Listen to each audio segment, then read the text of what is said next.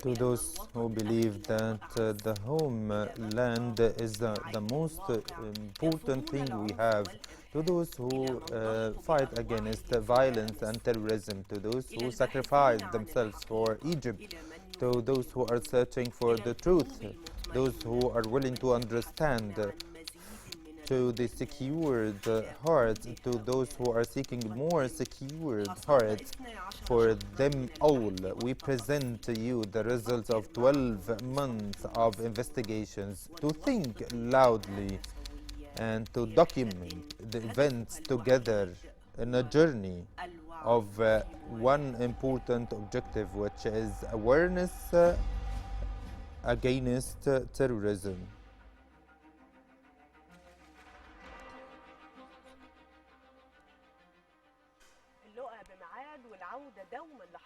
We are meeting regularly, and we all time are bringing to you good news, and we thank you very much for being interactive with the last episode. Our episode is titled Qadr, and that is the answer of all the questions 3 years ago was raised. And this question is that when the country is setting priorities, why the country is working on armament, and we had voices loudly raising questions, why we don't change priorities, why we don't focus on internal issues, why we are paying all this money for the arms to the military. And I believe the recent development answered this or these questions, why all these things happen. And the answer is Qadr. Qadr, it is the small part of the answer, as we have another question to answer in our episode.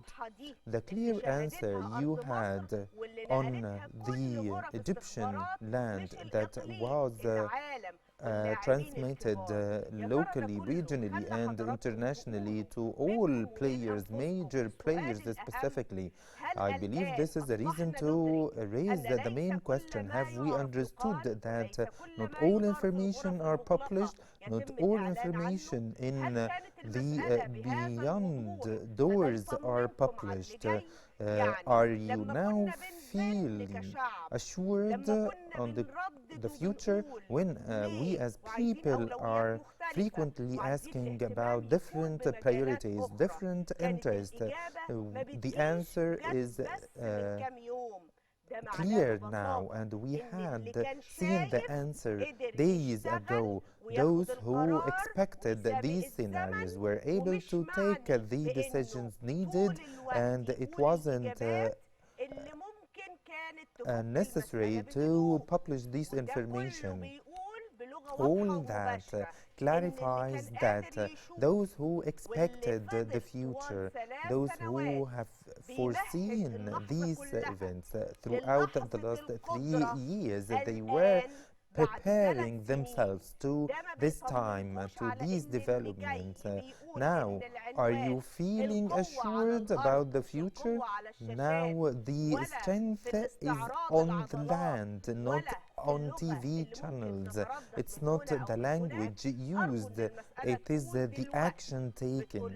I believe now it is quite clear that whatever comes, it is the answer is Qadr.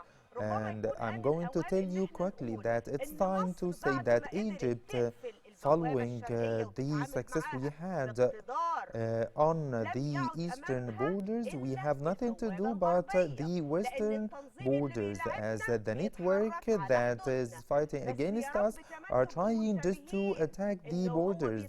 You have to be careful that they are trying to use or misuse the western borders. We were before speaking about Sinai, and now we are speaking about Libya. The money, the funding given to this network is just to stop the development in the Egyptian country. The plan itself is still working. They are doing their best to achieve this plan. They are just trying to follow this man who called Erdogan. And when we showed to you the latest development with regard to the terrorist networks and the Egyptian, what is called the Egyptian Association, we need to tell you that the financial resources of this terrorist network are coming from the money given by Qatar, European countries, and others. And the main source is the monthly subscription of the members of this terrorist network, and the money that comes from the Association of Egyptians Abroad as well. They are just using the money for the activities of the network in Egypt. Some money are coming from Europe and some from other regional countries. They are grants. They are not to be paid back. We are going to answer all these questions about the money that are coming from EU to use these members of this network to implement their policies and to fight against Egypt and other countries in the region. We have to be quite careful.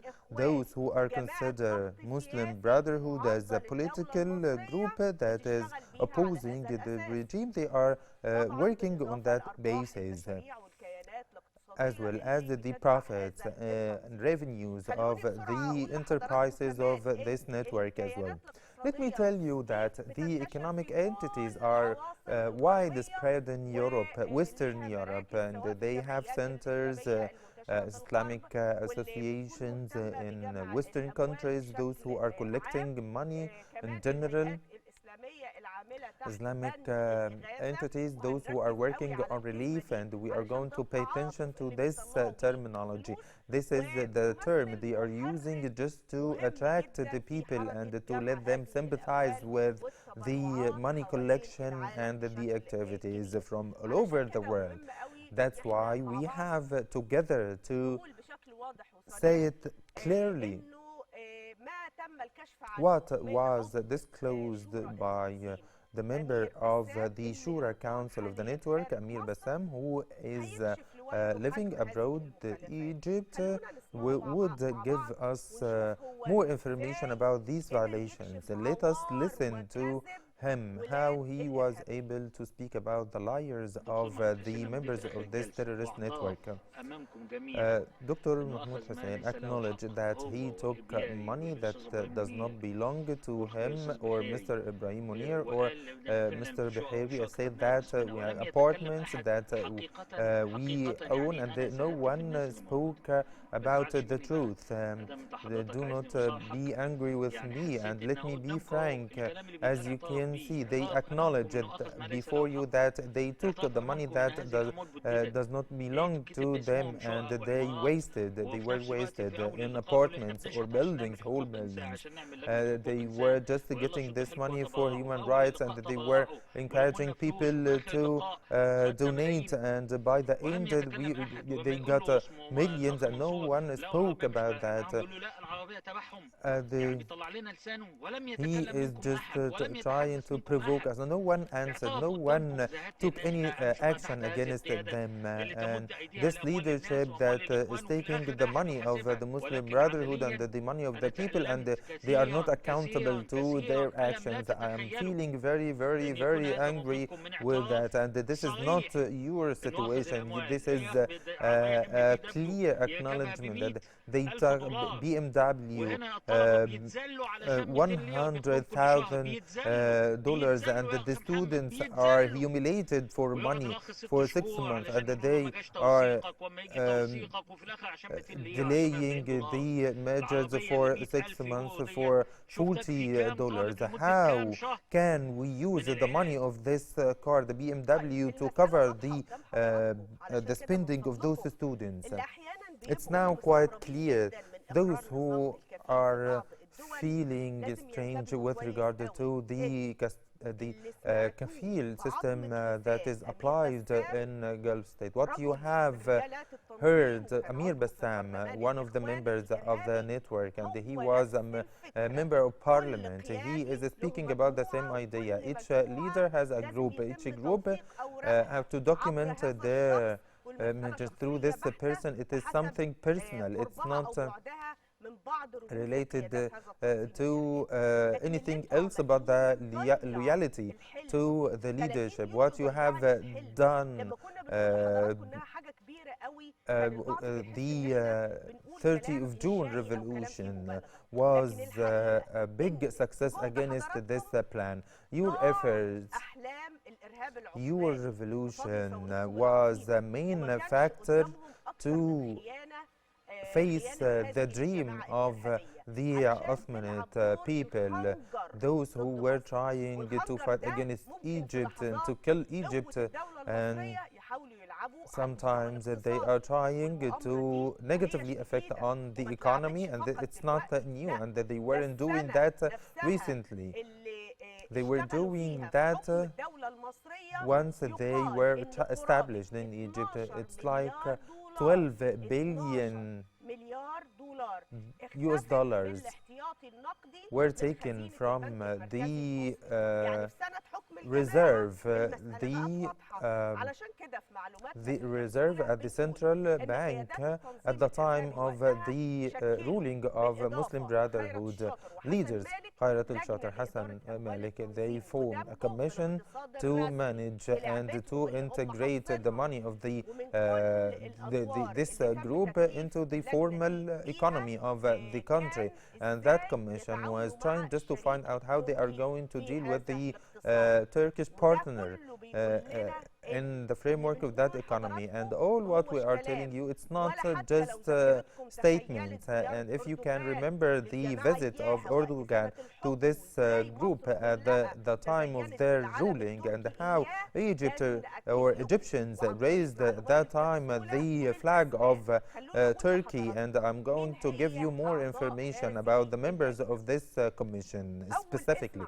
The first name is Yusuf Omar Muhammad Al-Hawawshi, عبد اللطيف عبد العزيز, محمود مجاهد, محمد صابر شلبي, محمد هشام حامد, مصطفى محمد عبد الرؤوف خلف الله, مصطفى محمد إبراهيم محمد. All the names I've just told you, you need to know that due to your revolution, many of them escaped abroad to Turkey, and in the near future you will know how those people were working against the state. That's why the Turkish intelligence are trying to use those names, those people, to fight against our country, fight against Egypt. And the main work they are doing, Medhat al-Haddad and the others, and the other group we have disclosed to you, this commission or this union is just to find a legal umbrella for this financial portfolio between Egypt, represented by those members of the terrorist network. They are Egyptians by the ID, but they are not loyal to the Egyptian country, but they are loyal to the Turkish partner. They are investing in real estate and retail. That's why in our program we are giving you documents, we are giving you information, and we are going to give you the information about these money of the terrorist network. They have the different 3 levels. The first one, which is aiming at taking out the money of the terrorist network away from any kind of monitoring. And we in our program were able to document that. This is the first document on the first level of these entities, through which they are owning the enterprises by 100% for this terrorist network, even if they are manipulating in documents. That's why we will see some of the real estate owned by the network, as you can see. In this document, here are some of the properties. As you can see, the building number 17, street Hilmi Al-Masri, Al-Madha, Heliopolis, or the land number 10 of the block 56, Nasr City, or the apartment number 12, Ibn Hani Al-Andalusi Street, and others. This is the first approach they are using. In the second level, that they are using the money of this network, which is to have a kind of combination between the network and some other members of the terrorist network and the others, those who are working by these money. In this level, we have to be careful. We have to know that there is something well known, which is the land of Wadi al-Natron. And you can see the document on the screen. This land, to know well how they are misusing those who are expecting to be rich, to do anything just to be rich. It was required that Wadi al-Natron to be owned by Khayrat al-Shatter, the most strong man in the network. In 1993, 3 people applied to buy 64 fidn from the government. In 1993, in 1994, that land was sold to Aya Muhammad Amin.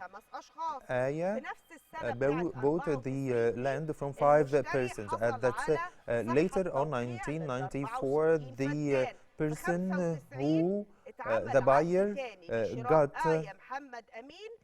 validation from the court on the contract. On the contract in 1994, there was another contract for the agreement, and in 2000, in the year 2000, this is the surprise. Mahmoud Ghazlan, who is very close to Al-Shatter, he got 46 fidn out of the 64. In 2004, he got validation from the court for the 46 fidn. In 2005, they got validation decision by the court also to Mahmoud Ghazlan for the 46 fidn. In 2002, another contract by Muhammad Khayrat got the 18 fidn, the remaining ones. And in 2007, the whole land was sold to Khayrat. Can you see how they are manipulating the documents, or they are using manipulation approach to get this money formalized? And the group is getting profits of these investments, 7 to 10%. They are recycling the capital, and the most clear, the most prominent example is Yusuf al-Nada. Yusuf al-Nada, he was accused that he was financing the events of 9/11 in US, and he was able to get out of these accusations, and he decided to reside in Switzerland and to establish new 9 entities just to get rid of these accusations. He was able to do that, but he wasn't able to manipulate us. And here you can see the document. And the main question is that the country that is hosting this network, Turkey, why they are targeting Egypt? Why Egypt specifically? As we are the moderate religious country, or they are believing that we are the most civilized and they are willing to control this country. They were using this network, the terrorist people, the group that is a failure since it was established. We have a main question. the armed forces that were established in Egypt a long time ago, thousands years ago, and the thieves, those that are hosting two of the oldest Masoni ideology on their country, are just trying to fight against us ideologically in different countries, Libya and in other countries. And once the world system approved the new Middle East, or the bigger Middle East, and that they give the green light to this country just to divide this region, divide these countries. That's why it is very important to know well the story of the Turkish guys, and why they are just targeting Egypt specifically, why they are specifically targeting Egypt. Based on their ideology that is represented in Ottomanate Caliphate, there was a twinning between the Muslim Brotherhood and the remnant of Erdogan system.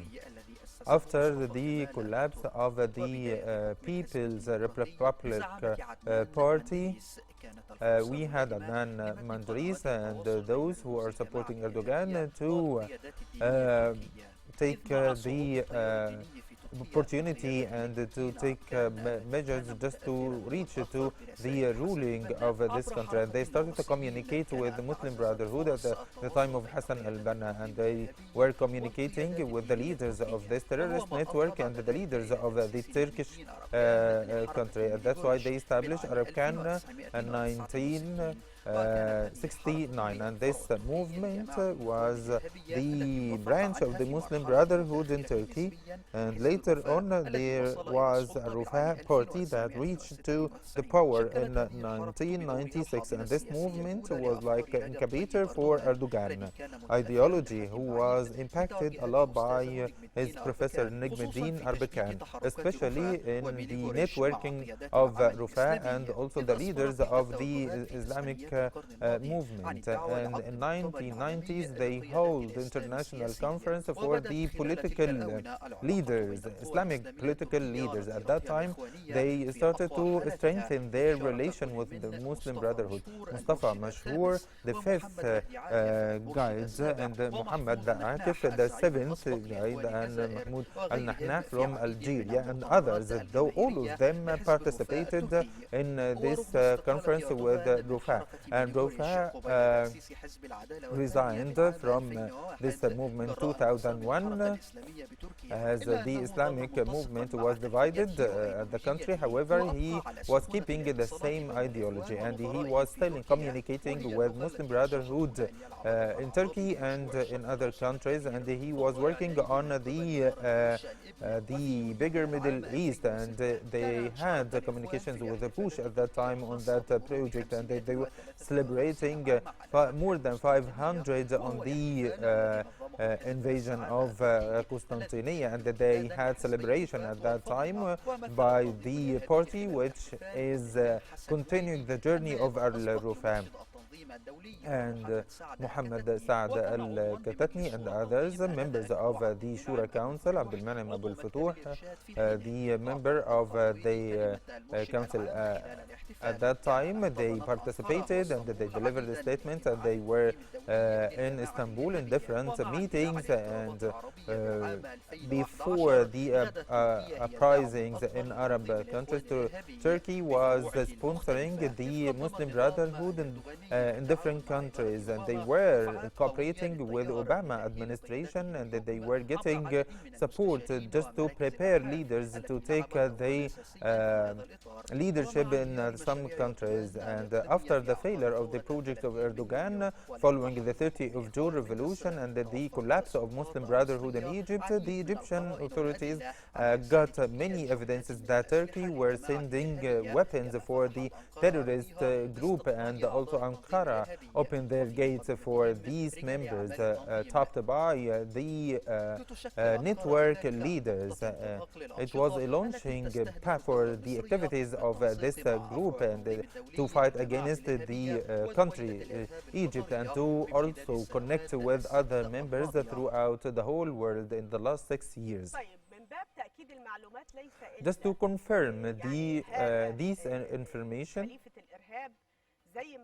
this guy who is sponsoring terrorism, and as we have seen in this report, we are now quite sure that this soldier who is launching a proxy war, we need to know exactly that there were communications 2011 between him, Erdogan, and Obama. They had 9 communications, 9 phone calls. Through these communications, they were getting the rules and amendments depending on changes on the ground. You still now don't know why Turkey is just fighting against Egypt, and you are not able to connect between what Egypt achieved within the last 3 years and the questions that were raised, and till now you still we are still getting more questions, more and more. We need you to reconsider the issue again and to trust those who were able to expect these scenarios, those who have given the priority for the armament of the Egyptian army and to develop the capability of the army, as it's totally different on western borders compared to the eastern one. Do you believe that Erdogan can use the western borders to intervene in that way, this arrogant way? We need to answer all these questions by our approach scientifically and logically, and we are going to raise these questions to our guest, Mr. Fadi Aida, the researcher and the political analyst on Middle East.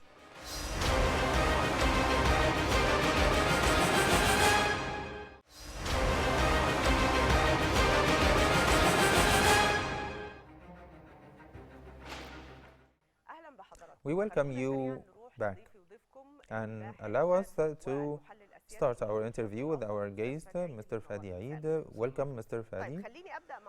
Let me start by a question. People now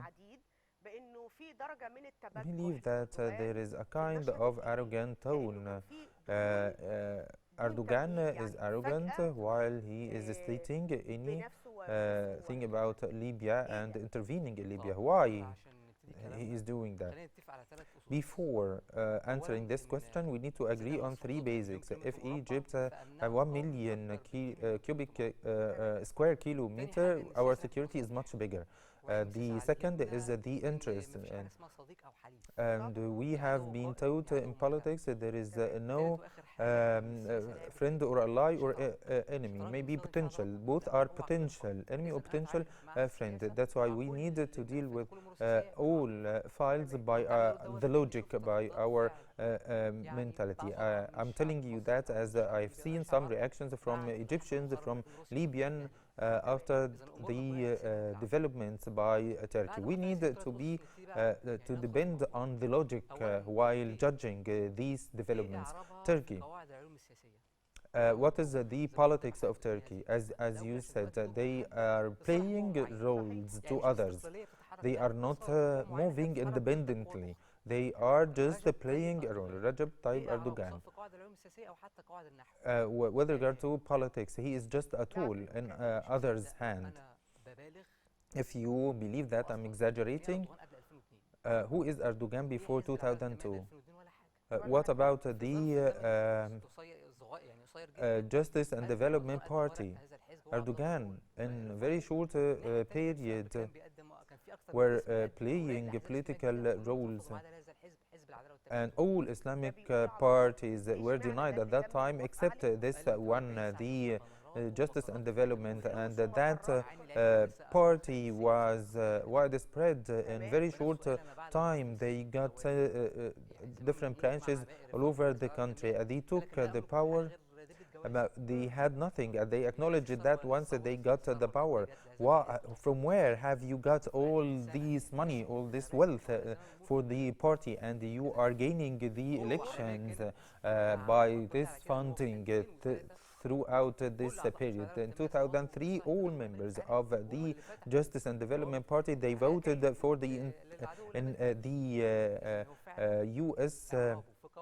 Vision to Iraq and also to other developments in the region. If they are playing this role, and before that, when they invaded Syria, northern parts of Syria against Kurdish, we have seen them attacking the northern parts. All oil fields were delivered to US. That means they are getting the green light. That means they are paving the way for US just to control the oil or gas. And later on we have seen Macron. Macron wasn't doing the same. He was criticized by the yellow vest groups and others when Macron was trying just to not to obey these instructions. Who is the first enemy? It is China, as you know. We need also to inform the audience that China is one of the countries that is not using Facebook. Even videos that are used, why these videos are, where these videos are made and how they are published. As you know, as we have seen in Syria and Idlib, we had videos that were manipulated. We need to focus on Libyan scene, the border areas, specifically the developments. Rashid Al-Ghannouchi, who visited unofficially Turkey, and we have seen the reaction in Tunis, and having a meeting with Erdogan again. And this is the Nahda movement. Are they just agreeing on something to this caliphate, or what? Rashid Al-Ghannouchi was previously dealing with the Libyan file. He is now playing the role of the ruler of Tunisia. He is believing that he is the ruler. He is just going beyond the Speaker of the Parliament. Why he is meeting Erdogan in a secret meeting? No one knows anything about it. And later on, when Erdogan visited Tunisia, and surprisingly, no one knows about this visit 24 hours before. Previously, when Libya had the chaos and the collapse of the state, Egypt played important role on the ground. That this is national security for us. It's not just international crisis, and it's working on the ground, regardless of the movements of others. And some were asking questions. Why this is happening? Why we are enhancing the capability of the army? Why we are developing our army, modernizing the equipment? And we have seen the answer on time. Is that a message that Egypt 3 years ago had a clear vision, working on it quietly without disclosing these information or objectives? That's why we believe currently that the same country or the same entities that weren't surprised by these developments, and that they are not tense, they are seriously taking this issue as a priority. Erdogan is declaring that he had sent military people to Libya. Why? It is just testing water. or Egypt, but Egypt didn't react verbally, but Egypt had taken actions, as we have seen Qadir maneuver and the military exercises. If Egypt didn't develop the military capability, it would have been like the evasion of Ottoman. We need you to describe that in details, as we need Egyptians to know these details, to touch how the country, how the leadership of that country, Egyptian leaders, are doing, not are speaking. When we had the Marj Dabuk fight, and when they occupied our lands for decades at that time, if we didn't take action, if we didn't establish and communicate with Haftar and to support Haftar, we would have suffered a lot, as we have seen in Yemen, in Syria, and other countries, how they are dealing with the Syrians, with Yemeni and Libyans as well, and how we are dealing with Libyans.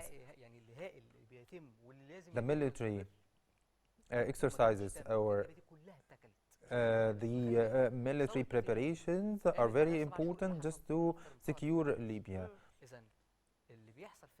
What's happening in Libya is the continuation of the 30th of June revolution. Who is the enemy, our main enemy in the region? It is Turkey. The phase of would continue, or it is temporary. It is continuous one. We have different projects. If we are going to remember the pharaonic history, and also in Middle Ages, when we consider the leaders of Arab and Muslims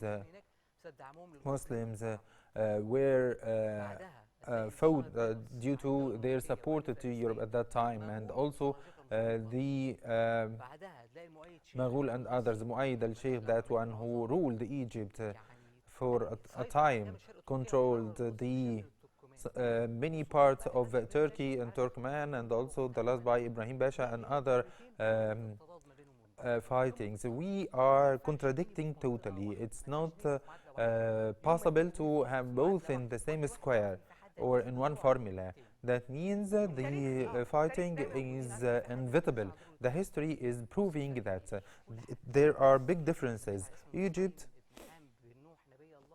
was carrying this name as a predecessor from Nuh and Ham, the Prophet Nuh, and also there is a big difference between Cairo, that hosted Al-Saqili and prepared one of the biggest armies throughout the whole world, and Istanbul, that was named Istanbul as the House of Islam, and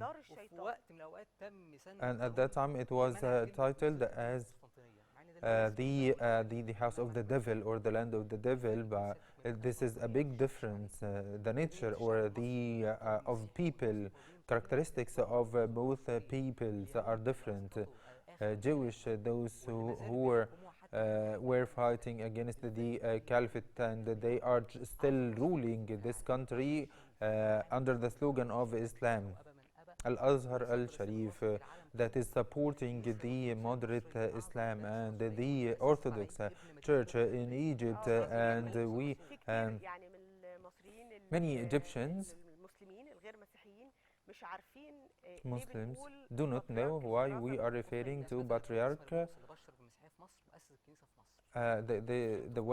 This is the one who established the church in Egypt, as you have seen, the Christ.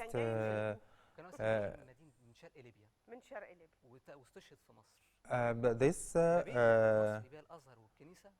Pope came from Libya and established this church in Egypt, and we Istanbul hosted Masuni centers there, leaders. This is telling the Egyptians why Turkey is playing an important role, why they are doing that for others, as you have answered. Quickly, as we don't have enough time, the main fight, those who are giving instructions to Erdogan, Why they are doing that? In Syria, they were paving the way for US just to control the oil. In Libya, the fight is for the gas, natural gas. It is the natural gas, geographical location, and the whole game in the Middle East. Uh, Russian are involved not for gas, but just to get Erdogan out of from Idlib and Halab and Aleppo, who are supplying Russia, Iran, Turkmenistan, and Qatar are supplying Europe. If you are going to supply Europe natural gas, and we got invitation by France to join these organizations, but it's not that easy. That's why there was order. The oil, the Saudi and the Kuwaiti are going to cooperate together to give just rooms for the new players. There would be a job. Wafra and Khafgi, they are going to operate together, and you will get new opportunities. The natural gas, the geographical location. Who is going to control these resources will have powerful impact in the region. That's why it is very important. Before concluding the episode, the terrorist group and the member of this terrorist group, all documents we are getting, they are just proving that they are working against the country for that person, that guy, the ruler of Turkey, the sponsor of terrorism. What is your opinion with regard to the developments, what they are doing recently? Egypt have shown their strength. Mohammed Naguib, close to Libya, and also the Bernice in Red Sea. This is national security for us. The security of Libya is national security, and the statement by the president was intentional for some countries that our geographical borders are very important. We had good relations with these people. We are not going to let them down or to give up defending these people. This is our role, and this is our duty to defend them. As Arab country, you are changing the game in the region. I have to thank you, the political researcher, Mr. Fadi, and I thank you very much. But before concluding, I just would like to remind you, it is Qadr military exercise. The leaders were able to expect the future developments, that's why they took measures to prepare themselves to these developments, and when they we're doing that to just answer these questions. You need to know this answer. You need to know our military doctrine. You need to know our ability, this country's ability, throughout last 3 years to develop themselves to be that strong, not just the Egyptian army, the officers or the arms, but also we have other strong points abroad. More and more details will be in coming episode. Thank you very much, and see you next episode.